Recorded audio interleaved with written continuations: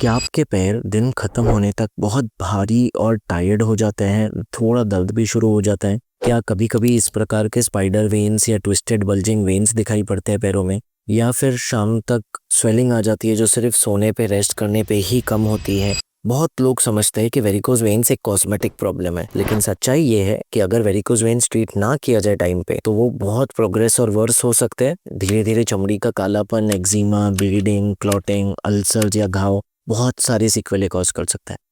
Good news ये है कि आज इसके लिए ओपन सर्जरी की ज़रूरत नहीं है। हम इन्हें वेन के अंदर से छोटी सी तार ले जाके एंजियोग्राफी टाइप ट्रीट कर सकते हैं, बिना किसी सर्जरी के, बिना किसी ब्लेड या स्टिच के, सूचर के यानी कि टाकों के, और सेम डे पेशेंट को डिस्चार्ज कर सकते हैं।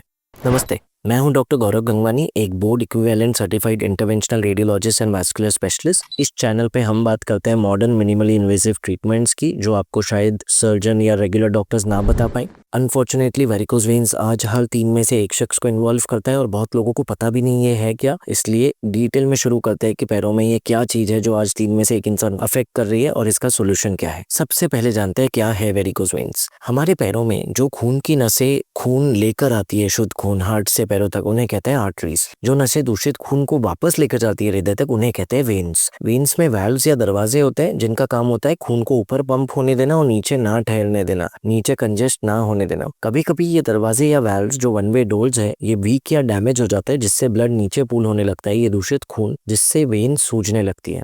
शुरुआत में स्पाइडर वेन्स दिखना, धीरे धीरे बल्जिंग ट्विस्टेड वेरिकोज वेन्स दिखना, और ये साथ साथ पैर में हैवीनेस या पेन कॉज कर सकती है। अगर इस स्टेज पे नहीं कंट्रोल किया तो एंकल में या पैरों में स्वेलिंग, क्रैम्प्स, बर्निंग और इचिंग, धीरे धीरे स्किन का डिस्कलरेशन या एक्जिमा, और फाइनली घाव बनना जो सूख नहीं रहे, ऐसे स्टेजेस से ये गुजरती है। ये पूरे स्पेक्ट्रम को कहते हैं chronic Venus insufficiency. And again, ये सिर्फ एक कॉस्मेटिक प्रॉब्लम नहीं है।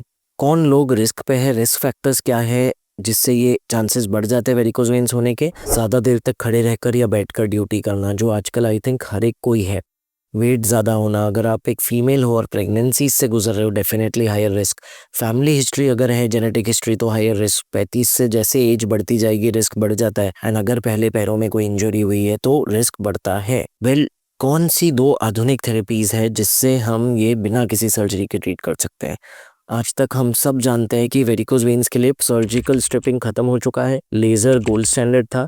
अब माइक्रोवेव एब्लेशन आ गया है जो लेज़र से भी स्ट्रॉन्ग और बेटर है, जिसमें एक छोटा सा फाइबर वेन में ले जाया जाता है। माइक्रोवेव एनर्जी शूट की जाती है उस फाइबर के द्वारा, और उसके टिप से वेन धीरे धीरे जला दी जाती है, जिससे वो क्लॉट हो जाती है और बंद हो जाती है। ब्लड पूरा हेल्दी वेन, स्ट्रॉन्ग वेन्स में डाइवर्ट हो जाता है, इसलिए कोई चिंता वाली बात नहीं है। बहुत सारे बेनिफिट्स है। लोकल एनेस्थेशिया में किया जा सकता है। ऑफ कोर्स अगर साथ में एंसिलरी प्रोसीजर्स कर रहे हैं तो सेडेशन या स्पाइनल एनेस्थेशिया कर सकते हैं। कोई कट नहीं है, कोई टाका नहीं है, कोई स्कार नहीं है। जैसे ही एनेस्थेशिया का असर खत्म होता है, पेशेंट इमीडिएटली वॉक कर सकता है, अगले दिन काम पे जा सकता है। लॉन्ग टर्म सक्सेस रेट्स बहुत हाई है। लेकिन अब एक और नॉवेल मॉडर्न थेरेपी आ चुकी है जिसे कहते हैं वीना सील मेडिकल ग्लू, जिसमें वेन इंस्टेंटली सील हो जाती है। कोई लेजर या माइक्रोवेव की तरह हीट नहीं है, तो आजू बाजू के कोई नर्व को डैमेज होने का चांस नहीं है। लेजर या माइक्रोवेव में कुछ दिनों तक जो झंझनाहट या पेन का रिस्क रहता है वो बिल्कुल खत्म हो जाता है। एकदम मिनिमल डिस्कम्फर्ट। स्टॉकिंग्स नहीं भी पहने या चीट भी करे तो भी रिकरेंस का चांस ज़्यादा नहीं होता है, क्योंकि सुपर ग्लू है, वो नहीं खुलने वाला। लेजर या माइक्रोवेव में हम वेन को जला रहे हैं, क्लॉटिंग के लिए स्टॉकिंग्स बहुत ज़रूरी है। वीना सील में ये उतना ज़रूरी नहीं है।